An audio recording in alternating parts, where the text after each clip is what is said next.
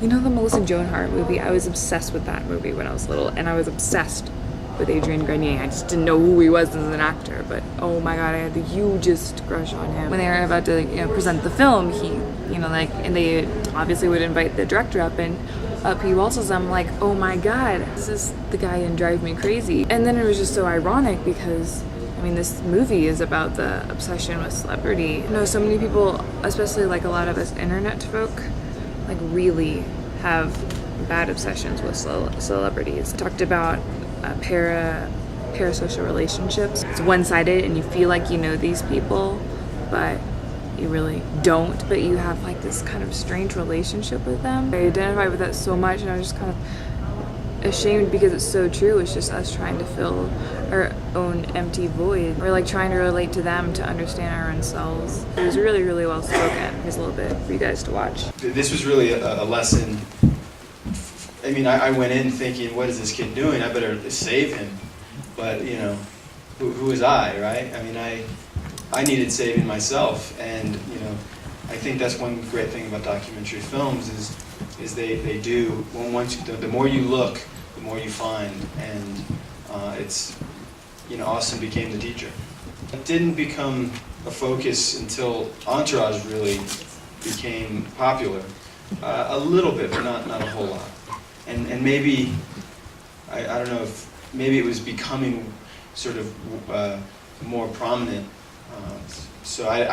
But it wasn't until Entourage, and Austin was, I don't know when did you ask what the most bizarre, people usually ask me that. Just like your first experience, if you remember going somewhere and being like, wow, I can't believe I'm being followed, or... Well, I live in New York, and there's not a lot in New York, right, to be honest, but since I've been working in LA on Entourage, they've been around, they come to set all the time, so, whenever you have a moment, you look over and you just see them at work, and it's bizarre, it's a curiosity, and of course there's this distance, so you don't get to know them as people, they're just this sort of ominous force.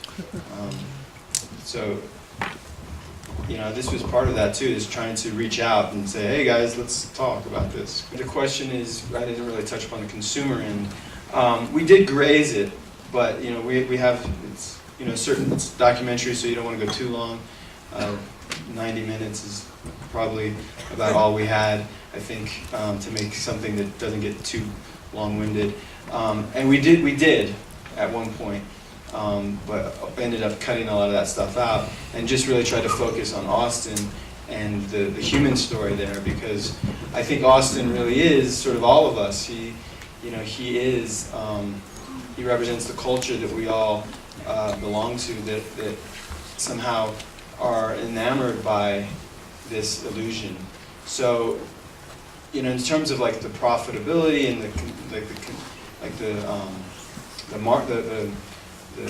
the money-making aspect of it, I tried to leave out because I thought that might get to be too much. And also, I didn't want to, alienate anybody. So, I want everybody. I would try to make a fair movie where everybody felt included, everyone felt like they had a voice, so that we can all come to the table at the end and really talk about how we want to define ourselves going forward. Have you ever thought about doing an experiment where you sit in a public place for as long as people take your photo and see how long? You mean all at once or over a long period of Sit in a time? public place in LA and just don't leave until all the photographers left. Might take days. Like Sandra, you go forever? Do you think? Or? No, eventually a story gets exhausted and it becomes boring. That's why celebrities always have to, celebrities and actors and whoever, performers, which we are, always have to reinvent themselves so that they become interesting again and relevant.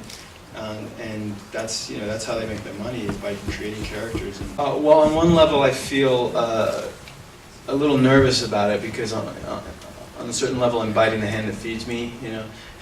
I want to sort of get people to think about how they absorb celebrity or how they look at celebrity, but at the same time, I still want my job, and I still want to continue to have your attention, I mean, to a certain extent.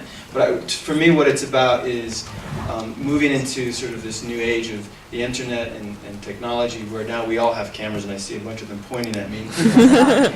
We can all use them to create stories and communicate with each other.